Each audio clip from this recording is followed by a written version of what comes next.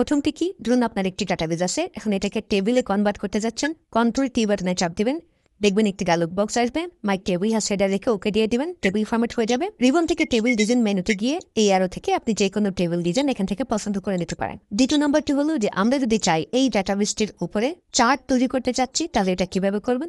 Just ডাটাবেসটা select করবেন এবং quarter F1 বাটনে চাপ দিবেন। দেখতে পাবেন আপনার সামনে চার্ট চলে আসবে। এটাকে জাস্ট আমি একটু ছোট করে দিলাম এবং এখন যদি এটাকে ফরম্যাটিং করতে চান, চার্টের এই ডান পাশে দেখতে পারবেন স্টাইল আছে, এটা ক্লিক করে আপনার যে স্টাইলটি পছন্দ সেটা আপনি এখান থেকে দিয়ে দিতে পারবেন। তৃতীয় শর্টকাটটি হলো, ধরুন আপনি এখন এই যে রেঞ্জ আছে এটার যোগ করতে চাচ্ছেন, জাস্ট এটার সিলেক্ট করে মানে এই নিচ পর্যন্ত সিলেক্ট করবেন এবং ওয়ার্টার ইকুয়াল বাটনে চাপ দিবেন, দেখবেন আপনার যোগফল বের হয়ে যাবে নিচে। চতুর্থ শর্টকাটটি হলো, আমরা বড় একটি ডাটাবেজ নিয়ে যদি কাজ করে থাকি তখন আমাদের হেডারটাই কি করতে হয়, ফিল্টার করতে হয়। তা এটা কিন্তু আমরা কিবোর্ড শর্টকাটের মাধ্যমে খুব সহজে করতে পারি। তো আমি হেডারটা সিলেক্ট করলাম এবং সিলেক্ট করে কন্ট্রোল শিফট এল বাটনে চাপ দিবেন, দেখবেন আপনার এখানে কিন্তু ফিল্টার হয়ে গেছে। এবং লাস্ট শর্টকাটটি হলো যে আপনি চাচ্ছেন এই ডাটার উপরে ডাটা অ্যানালাইসিস করতে, কুইক অ্যানালাইসিস যে অপশনটি। তো আমরা এটা কিভাবে করতে পারি, তো এই রেঞ্জটা সিলেক্ট করে আমরা যদি কন্ট্রোল কি বাটনে চাপ দিই, দেখতে পারবেন কুইক অ্যানালাইসিস টুল নিচে চলে আসবে।